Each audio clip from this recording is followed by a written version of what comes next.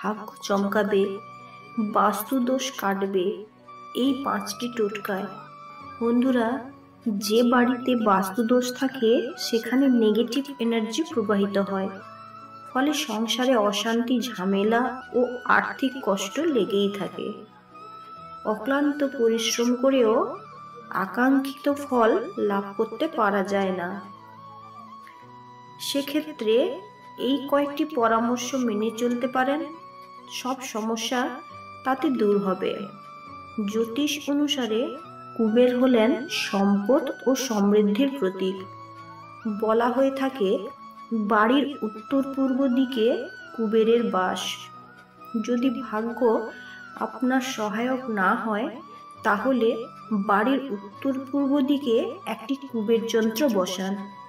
এর ফলে আপনার ভাগ্যে নতুন চমৎকার আসবে এবং সমস্ত আর্থিক সমস্যা দূর হবে।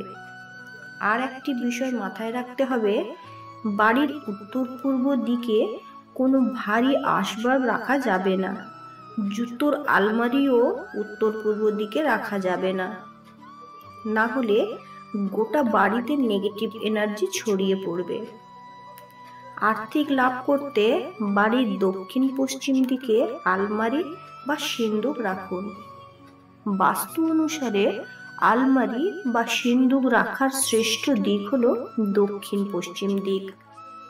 এর ফলে সংসারে আর্থিক সাফল্য আসে, বেশি টাকা পয়সা উপার্জন করাও সম্ভব হয়। বাড়ির সদস্যদের জীবনের সব সমস্যা দূর হয়। তবে মনে রাখবেন, আলমারি বা সিন্দুকের দরজা যেন পশ্চিম বা দক্ষিণ দিকে না খোলে। আমাদের বাড়ির মূল দরজা দিয়েই প্রবেশ করে পজিটিভ এনার্জি। এই পজিটিভ এনার্জি জীবনের সৌভাগ্য নিয়ে আসে। তাই বাড়ির মূল প্রবেশপথ পরিষ্কার পরিচ্ছন্ন রাখুন। দরজায় যেন কোনো ফাটা না থাকে। দরজায় নেম প্লেট লাগাতে পারেন, উইন্ড চাইম ঝোলাতে পারেন বা দরজার পাশে গাছ বসাতে পারেন। এর ফলে বাড়িতে কখনো অর্থাভাব ঘটবে না।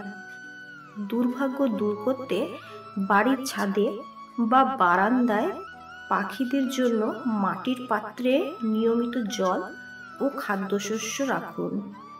পাখিদের জল ও খাবার দিলে জীবনের সব সমস্যা দূর হয়। এর ফলে আপনার দুর্ভাগ্য ও সৌভাগ্যে রূপান্তরিত হয়। তুলসী গাছের পাশে প্রতিদিন একটি প্রদীপ নিশ্চয় জ্বালাবেন। এর ফলে বাড়িতে পজিটিভ এনার্জি বজায় থাকে। এছাড়া রোজ তুলসী তলায় প্রদীপ দিলে মা লক্ষ্মীও খুশি হন। তুলসী তলায় রোজ প্রদীপ জ্বালালে আর্থিক সংকট কেটে যায়। রোজই এই কাজ করলে কয়েকদিনের মধ্যেই জীবনের পরিবর্তন আপনি লক্ষ্য করতে পারবেন। এছাড়া রোজ স্নান করে বাড়ির উত্তর পূর্ব দিকে গঙ্গার জল ছিটিয়ে দিতে পারেন। এর ফলে বাড়ি থেকে নেগেটিভ এনার্জি দূর হবে।